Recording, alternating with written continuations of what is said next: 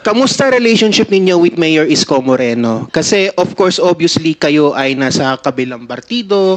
Parang mag-block daw sa kanyang reform, parang binabalaan na niya kayo. What's your take po? Bakit hindi ako makikisama sa kanya? Diba? Talagang tungkulin lamang niya na kung kinakailan linisin ng Maynila, linisin niya. Inutos daw po ni Senator Amy Marcos na imbestigahan ng pagkamatay ni Rustan Ser, Paulo Tanto, kasi there could be an involvement between the First Lady Liza Araneta Marcos. Mas maganda kung makakatulong siya sa kanyang kapatid sa development ng bansa natin. Sir, baka lang may comment kayo dun sa operations ng PCG sa Taal Lake, human bones were found. Yeah, yun sa Philippine Coast Guard sa Taal. Oo, dapat lamang na talagang isulong natin ang investigation tungkol dito. Thing is, kinakailangan pakialaman na eh.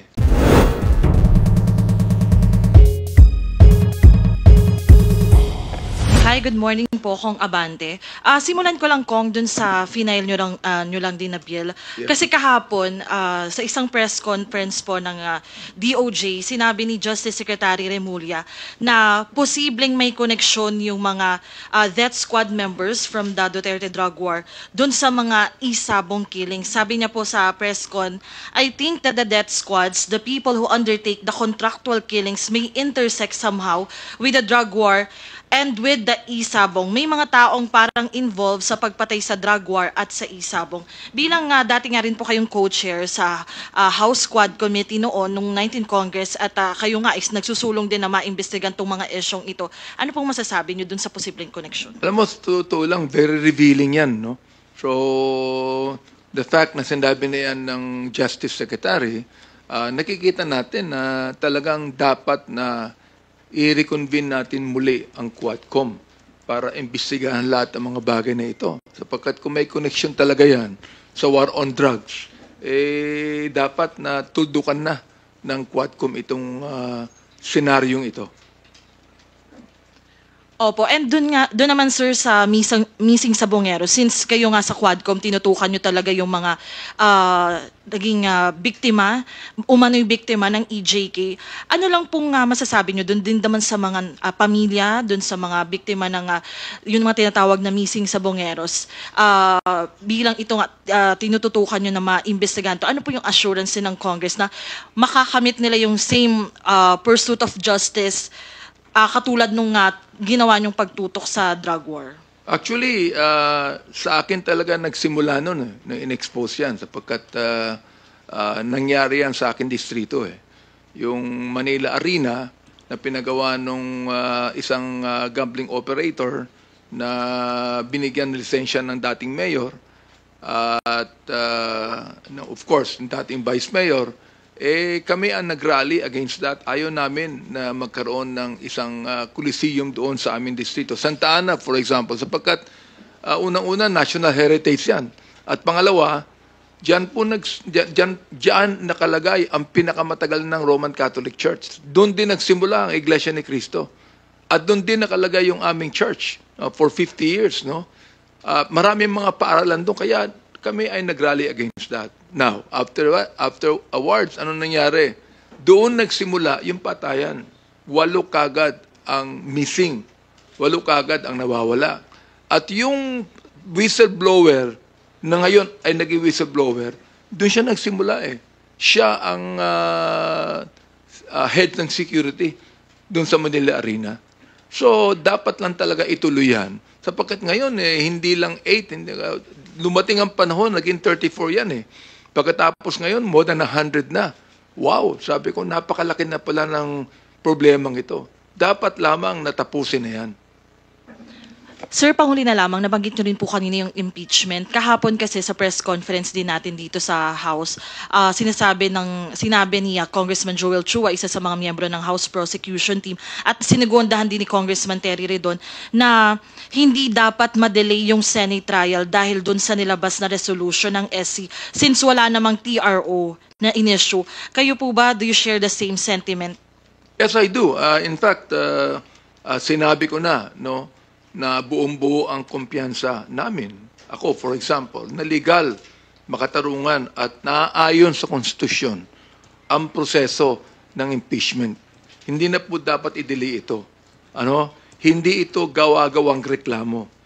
Naniniwala po ako, kahit hindi ako kasama sa prosecutor's team, naniniwala ako na ang prosecutor natin handang-handa na ilabas lahat ng mga dokumento laban sa ating Vice President sapagkat inimbestigahan po yan ng Quadcom, inimbestigahan ng Committee on Good Government, nakita po natin lahat yan.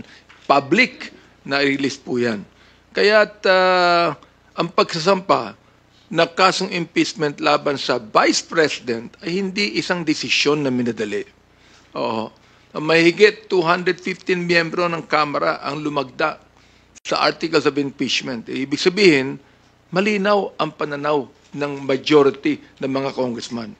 Kailangang managot ang sinumang lumabag sa tiwala ng bayan kahit siya po ang pangalawang Pangulo pa ng Pilipinas. Opo, sir, sorry, pahabol na lang po. Nag-signify na po ba kayo ng interest para maging chairman ulit ng House Committee on Justice, para maging House Committee on Human Rights, para maging miyembro ulit kayo ng House Quad Committee kung sakali? Yes. In fact, pinag-uusapan na namin yan na talagang kung yan ang kinakailangan gawin para ma-reconvene natin muli ang Quadcom. Ako'y interesado. Okay. Thank you po. Thank you, Mel. Earl Tobias from IBC 13 is recognized. Good morning, Congressman. Hi, sir. Kung ultimately, yung isa sa mga rason na kinababahala ng publiko sa online gambling ay yung pagkakabaon sa utang ng mga Pilipino at ang masakit na katotohanan, ordinaryong Pilipino yung nalulubog sa utang. Sir, I've talked to some industry experts, mostly professors. Isa sa kinakabahala naman nila dun sa pagkakautang na yon ay yung possible involvement ng illegal online lending dahil yun ang pinaghuhugutan ng pera na mabilis at hindi masyadong i-validate para may pang masugal ulit. Although, sir, it is a hypothetical situation, pero I'm humbly asking is it worth the time of Congress to seek kung meron bang ganong klaseng link between online gambling and illegal online lending sites na nag-enable dun sa mga ordinaryong Pilipino to lose thousands of pesos in online gambling? Maganda yung nabanggit mo at palagay ko dapat nating isama yan. Kasi especially yung mga OFW natin, no? Kasi doon sa Middle East, pag nagkautang ka doon, hindi ka na makakalabas eh. They will confiscate your passport, makukulong ka pa. At nakita natin na may mga testimony tayo na nagbalik dito ng OFW, walang dalang pera. Bakit? Sapagkat siya ay nalulung sa online gambling. Kaya dapat nating talagang tapusin tong online gambling na ito. Sir, would you consider it also dehumanizing na ang market kasi ay yung mga kababayan natin na medyo nasa laylayan ng lipunan at possibly hindi nila naiintindihan yung mga pinipindot nila but then legal yung ganitong klaseng negosyo? Yes, maganda yung binanggit mong dehumanizing sapagkat nasabi ko nga ilan bang yumaman sa online gambling? 'Di ba? Wala pa nga 1% ng mga nag-gambling na ganyan yumaman eh. Karamihan ng mga nag-online gambling mahirap eh. At lalo naghihirap sapagkat nagiging addictive yan eh sa kanila. So, ano pang gagawin natin, 'di ba? Napakalaki ng social cost, napakalaki ng human cost na ginagawa niya sa ating lipunan. Oo. Kaya dapat na talagang itigil na ito. Kung Benny, kung ganun po yung gravity ng online gambling, would you consider it befitting na Quad Committee ang humawak sa issue ng online gambling sa 20th Congress? Yes, kung halimbawa hindi pwedeng hawakan ito ng ibang committee natin we subject ourselves to kasi kasama na yung missing sa bungeros yan eh. Ibig sabihin, pag inibisigahan namin yung missing sa bungero, madamay na yung online gambling dyan. Thank you, Congressman. Last question from my end. Mabibigat po yung mga issue na nakapila ngayon. May missing sa bungeros, may online gambling. So parang after ng Pogo, part 2 ng telenovela ng Quadcom. If ever, sir, your colleagues rally behind you as the lead chairman of the Quad Committee, would you accept the challenge, sir? Yes, of course, I will. Definitely. Sir, why? Considering na it's also the Quadcom that you said from the previous hearings na naglagay sa inyo sa spotlight sa allegations, accusations, sir? Kasi sinimulan na namin eh. sinimulan namin ng 19 Congress. Marami na kami napag-usapan dyan. Marami na tinalakay yan, no? At naniniwala akong hindi pa tapos eh. Oo. Sapagkat tatlo yung aming pinag-usapan niyo. Yung Pogo, yung drugs, yung EJK. Na nakita natin yung missing sabongeros na yan, that's an EJK problem eh. Oo. Ngayon, nakita natin na nakapag-kumpis ka na naman sa airport ng mga shabu na nanggaling sa abroad. Ibig sabihin, talagang malayo pa ang solusyon sa drugs. Ano? Kinakailangan tukuyin pa natin ito. Oo. At gayon din naman sa Pogo. At this point in time, nakita nyo, nabuwag na yung mga malaking Pogo hub sa Pampanga and Tarlac. Ano nangyari? Lumiit naman sila. Oh, more than 10,000 pa ang may Pogo hub na maliliit sa buong Pilipinas. At 4,000 lang ang dineport ng mga Chinese. Samantalang nakita natin in the past na more than 300,000 illegal Chinese ang nagpunta rito. Oh, pero 4,000 lang ang ating dineport. Nasaan na yung karamihan? See that? So kailangan talaga pag-usapan na tutukuyin natin to. Thank you, Earl. We acknowledge Joy Cantos from Filipino Star ngayon. Good morning po, Kong. Sir, any comment lang po dun sa mga politician and celebrity endorser na nag-endorse po ng mga online gambling, sir? Would they be held criminal liable if they are aiding and abetting illegal activities kung mapatunayan po ng mga illegal pala yung online gambling sa mga website? We will look into it, no. Wala pa akong pwedeng sabihin ngayon. We'll still find out kung sino yung mga involved diyan. Pero palagay ko pag nangyari ito siyempre tatamaan kahit sinong politician, di ba? Meron pong isang congressman ng Cebu na inalok daw po ng 300,000 just to endorse pero hindi po niya kinuha, sir, dinecline po niya. Maraming salamat naman sa ganun. Sana halos lahat ng ating mga politicians would do that. Sir, doon po sa trust rating ni BBM, hingi lang po ng reaction. Nag-claim daw po nitong June, despite ng mga disinformation sa kanya, yung mga deepfakes na misinformation, ay nag-claim po siya ng 48% in June 2025 according to the latest survey po ng SWS. Nag-rise up po, sir. Nag-rise up siya. 48%. Opo, that's a very good development.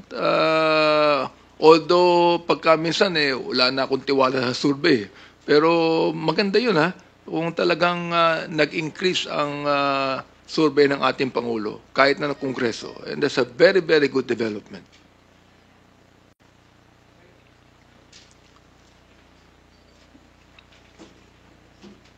Are you done with your questions, Joy? Okay, thank you, Joy. Tina Panganiban Perez from GMA7. Please proceed. Good morning po, sir. Going back to your resolution on the missing sabongeros, ifa-file nyo pa lang to, sir, no? Hindi pa po filed? Final na kanina. Okay po. We filed it kanina. Opo. Tatlo to Tatlong final ko kanina isang resolution, 2 bill. Opo. Sir, dito po sa missing sabongeros investigation, sino po yung ipapatawag po ninyo? And aside from the bills that you have already filed connected to gambling, may iba pa po ba kayong balak na panukalang batas na ihain based on the missing sabongeros congressional inquiry? Kapag na-convene na namin yung Quadcom at alam ko na kung sino yung may iba mga chairman na kasama dito, ay pag-uusapan namin. No? Pag-uusapan namin. Kasi hindi lang naman ako ang magde-decide niyan. And that would also be a consensus decision of the other chairman of the committees na involved sa Quadcom. Pag-uusapan namin lahat yan. Sir, baka lang may comment kayo na dun sa operations ng PCG sa Taal Lake, human bones were found. Yeah, yun sa Philippine Coast Guard sa Taal. Oo. Nakakaano nga sabi ko nga kanina, this is a modern horror story, no? Na for the very first time sa ating pagtalakay ng mga krimen na ganito, meron palang nangyayaring ganyan. Oo. Dapat lamang na talagang isulong natin ang investigation tungkol dito. And I believe that Congress ought to be a part of it. Particularly yung oversight committees natin, no? Na dapat talagang tuldukan to. Sapagkat, thing is, kinakailangan pakialaman na eh. Pakialaman na eh. Thank you, Tina. Bibian Gulia from ABS-CBN is next. Good morning, Kong Abante. Here. Opo, may I get your comment dito sa utos po ng Korte Suprema sa House of Representatives? Sinabi po na provide the basis and authority of the Secretary General to refuse the transmittal of the complaints for impeachment to the Speaker of the House of Representatives for inclusion in the order of business within 10 session days from the time it was properly endorsed by a member of the House of Representatives. Does it mean po may assumption na yung Supreme Court na hindi na-transmit within 10 session days yung Actually, complaints? ako lang, I really respect the wisdom of the Supreme Court on this. No? Ang ano naman the Supreme Court naman, gusto lang nilang malaman to be informed properly on what is happening, no, sa impeachment process. Sa atin dito, sa Kongreso, naniniwala ako that the impeachment process must continue. Continuing naman to Hindi naman to kasama sa tinatawag nating legislative mill But it's a continuing process. Dapat lamang na huwag nang i-delay ito ng Senado. We submitted that impeachment complaint to them. O nabasa po nila yan at nakita po nila na talagang dapat imbestigahan. So, you know, I think that the Congress has done its part,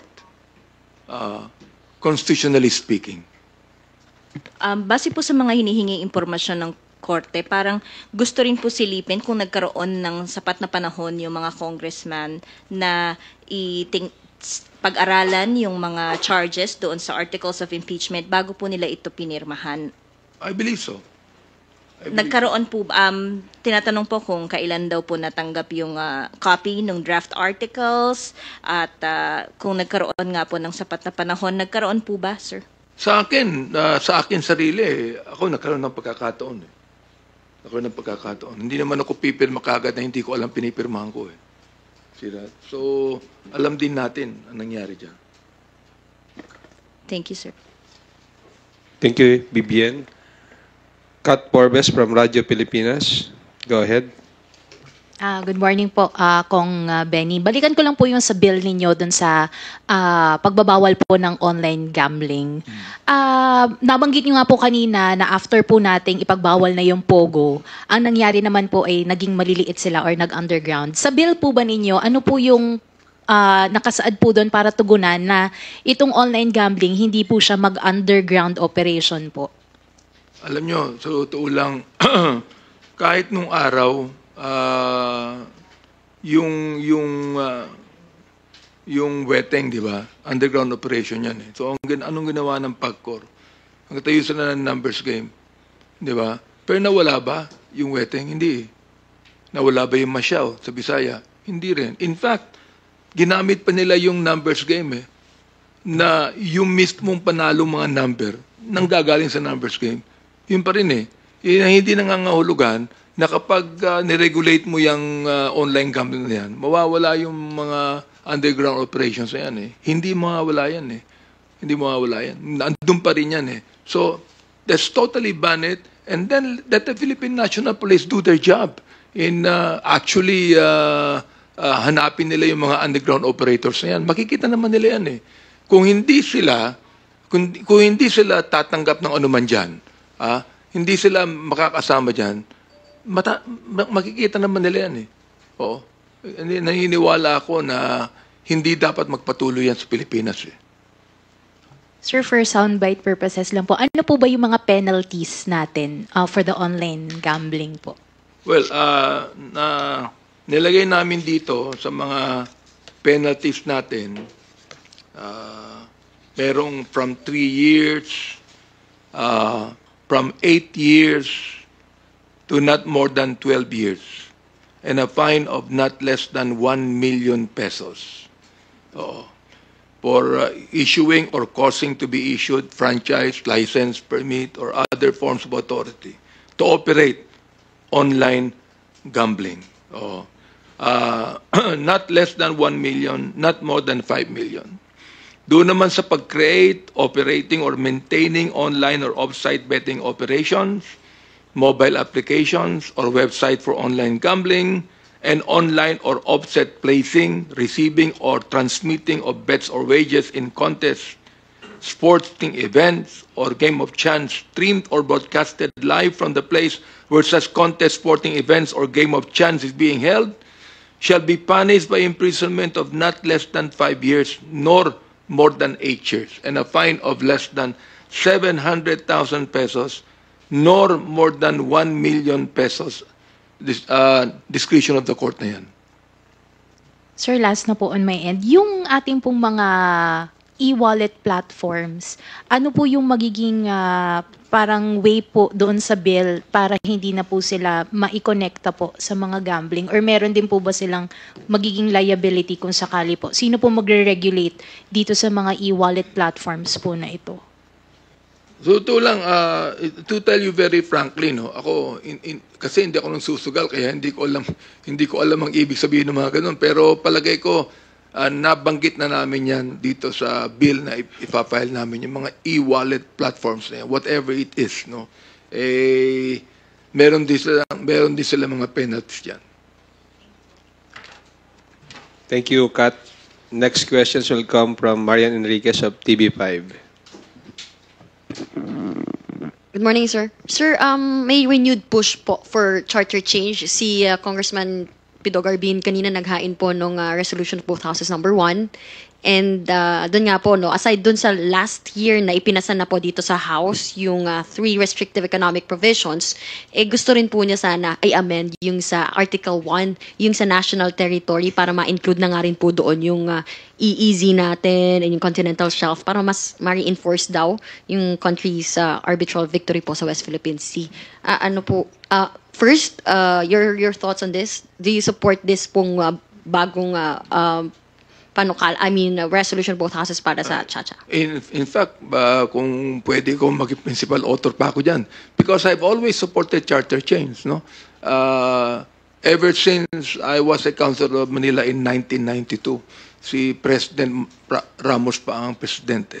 At siya rin ang nag-promote ng charter change na yan. Sinuportahan ko na yan. Talagang dapat magkaroon tayo ng charter change.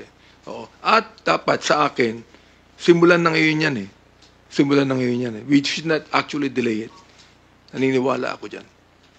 Sir, yun na nga po, last year, pumasa sa atin dito sa House, pero sa Senado, hindi naman po lumusot. So, gaano po kayo ka-optimistic na this time around, papasa po siya? Well, I do not know kung anong iniisip ng Senado niyan, no? Unless otherwise, politically speaking, baka iniisip nila na mawawala ang Senado. Sa akin, pag yung charter change na yan, nais natin na ako, personally, I want even the senators to run regionally. Ibig sabihin, katulad sa Amerika, mayroong senador from Texas, mayroong senador from New York, no? It's not anymore a national thing sa mga senador natin. Gawin nating regional yan para mayroon silang tinatawag na constituency. So sir, yan yung fears ng iba, no, na baka kasi kung economic provisions yung pinupush, pero pumapasok na rin yung political, like even yung mga minimension ninyo. So will you also be filing another RBH? Unang-una niyan talaga yung economic provisions. Very, very important yon. Yun ang unang-una. But of course, we cannot, hindi rin natin pwedeng tanggalin yung pagkakataon na other congressman would want some political changes, no? So we'll see what will happen pag nagkaroon talaga ng charter change na yan. Sir, may time pa kaya? Lalo na kung yun nga yung may impeachment pa. Palagay ko, kung ang charter change would happen in the first year of Congress, baka may time pa Baka may time pa. And I don't know kung ano magiging kung ano magiging process niyan, whether it be Constituent Assembly, or whether it be Constitutional Convention, o whether it be yung isa pa, yung tingnan natin maigi, no? Pero pag yan, nasa middle na ng aming gawain, palagay ko wala na masyadong time yan. Dapat talagang simulan na yan. Kaya naman eh. I mean, kahit may impeachment, kaya pa naman eh. Yung chances sa Senate, sir, yung impeachment ka, wala pa eh. Chacha pa. Yung alin, yung alin. Yung charter change, ano yung chances po nito sa Senate? Well, I cannot speak for the senators, no. I do not actually know their minds, pero sa akin, palagay ko mas karamihan ng congressman gusto ng charter change. Eh. So, I just do not know what is in the mind of the senators on that on the thing right now, no. Mas gusto ng senators yung impeachment ay yung chacha kesa. Well, bahari, di ba? I mean, yeah, hindi naman nila pwedeng i-dismiss yung impeachment eh. I believe that the impeachment process, according to our Constitution, must go on. They just cannot they just cannot dismiss it, no. Even Senator Ping Lacson even said that na hindi pwedeng i-dismiss ang impeachment process ng Senado. Oo. Thank you, Marian. We now recognize Billy Vegas from Abante Politico. Kung ihabol ko lang, total marami nang naitanong. Tumaas din po yung trust rating ng House. Nakapagtala sila ng majority, 57%. Hingi lang po na reaction. Nakakatuwa. Natutuwa ako doon, no? Ibig sabihin, talaga nakikita natin na bumabalik. Ang gagamit ko na sa bumabalik ang tiwala ng taong bayan sa House of Representatives. Ibig sabihin, naniniwala sila sa ginagawa namin o sa ginagawa ng House of Representatives. Oo. Kaya nakakatuwang makita yan. Thank you, Billy. Red Mendoza from Manila Times for today's last question. Kong, good afternoon. Medyo marami akong tanong.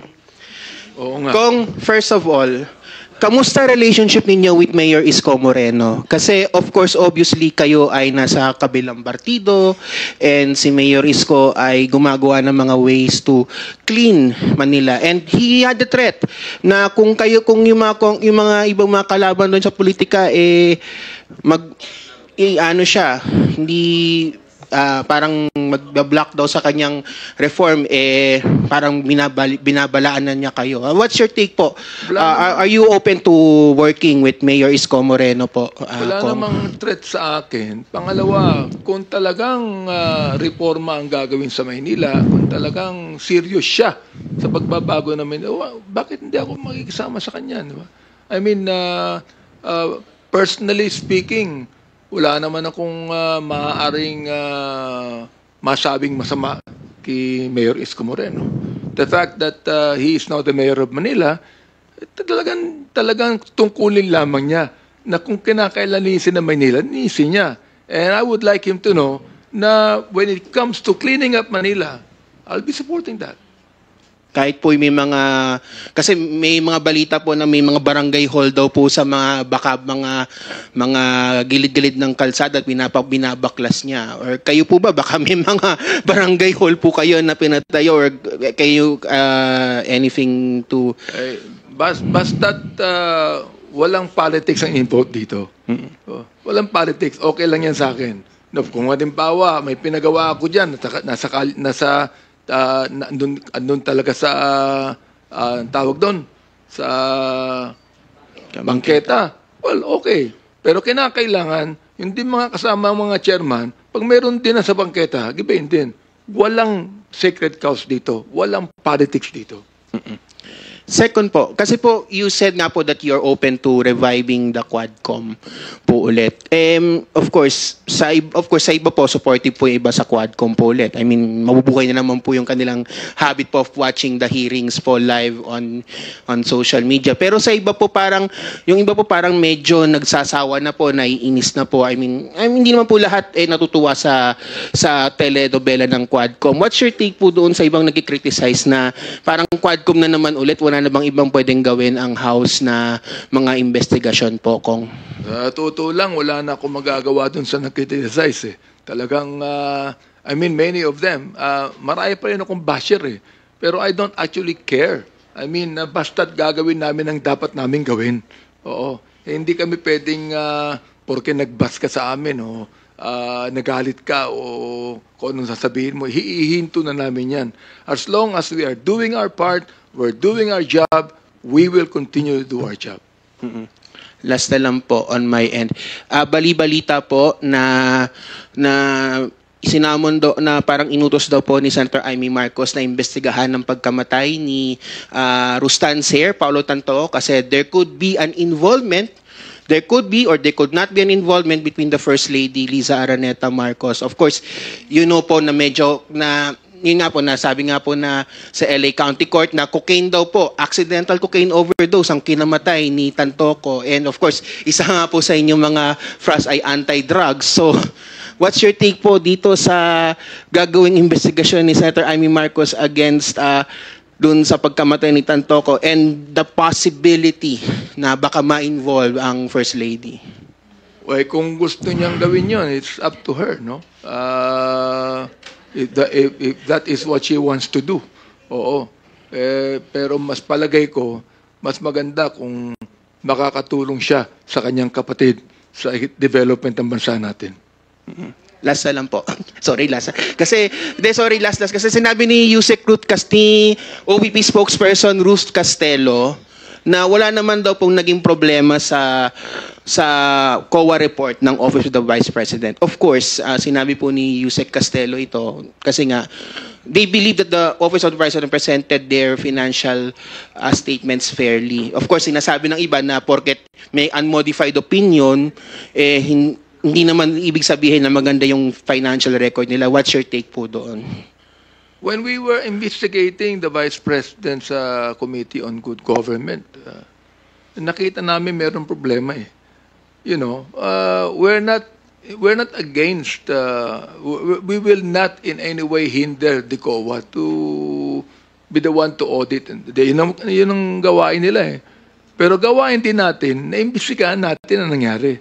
Alright. Bakit pa nagkaroon ng oversight committee ng Kongreso if we could not be able to investigate? The fact is this, we have an oversight committee. Why? Because Congress has the power of the purse. Kami ang nagbibigay ng budget. Kami nag-approve ng budget on our part. Dapat lamang na gawin namin ang tungkulin namin according to the mandate given to us by the people.